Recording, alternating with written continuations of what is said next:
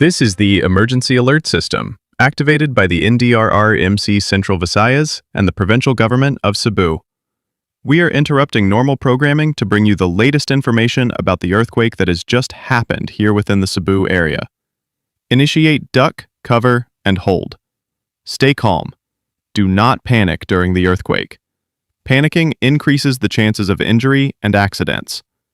If you're outside in your car, right now, stop into a nearby open area away from poles and structures.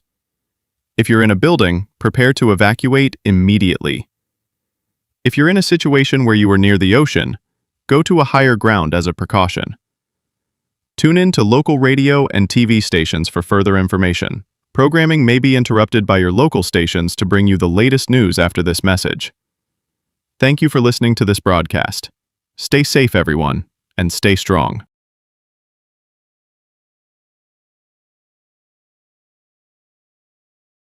This is RBC Television, Channel 12, DYRM TV in Metro Cebu.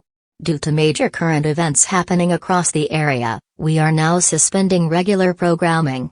In addition, we will now switch to RBC News 24 to bring you a special news report.